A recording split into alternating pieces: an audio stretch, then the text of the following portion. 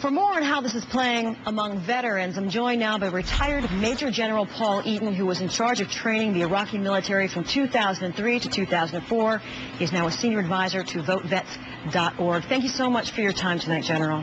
Allison, great to be with you. Thank you. Let's start with the basic message of the president's speech today, that retreating from Iraq could cause the same violent reaction that happened in Vietnam after the U.S. troops pulled out. Do you think the president's comparisons today were accurate? Allison, it's a very unfortunate trip back into history. It reveals a couple of things. One, it reveals a fundamental understanding, a misunderstanding of what the Vietnam War was about. Our enemy there was the North Vietnamese Army and their proxy forces, the Viet Cong. The issue in Iraq is a religious-based civil war with al-Qaeda thrown in there to complicate the affair.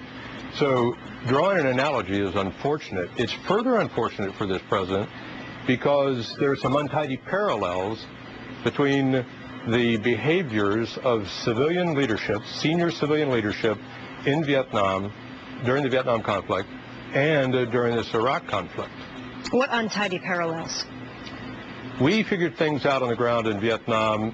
When Creighton Abrams took command in the summer of '68, he got things turned around pretty well militarily, and we were on a path that made a whole lot more sense than it did under the previous commander. We're seeing a similar shift militarily right now with the Petraeus command. The failure on the part of the civilian leaders of the United States to have a clearly laid out strategic vision for the Vietnam War led to its unfortunate conclusion.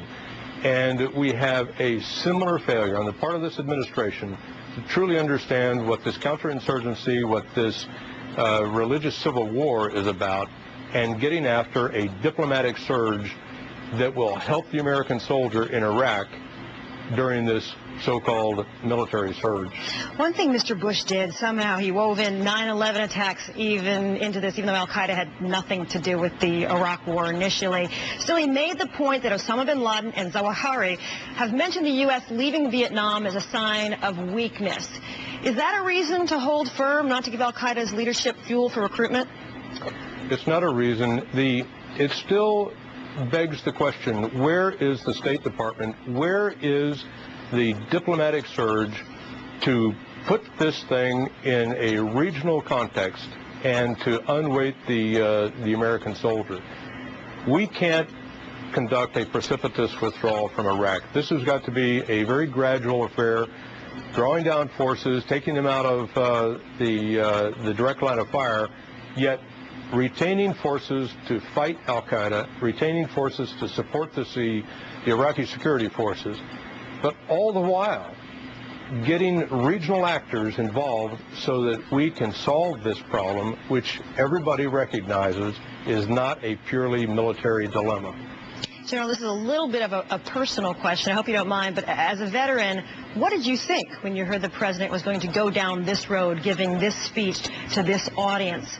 Aren't there other issues out there he might have addressed? My father's name is engraved on the Vietnam War Memorial, killed in action after missing in action for 38 years. I thought it was a bad idea to start going down this link to Vietnam during this speech. It did not serve the country well. It does not serve the American fighting man and woman in Iraq well, and it certainly doesn't serve veterans well. Retired Army Major General Paul Eaton, a veteran of the Iraq War. Thanks for your time tonight and for your service, sir. Thank you, Allison.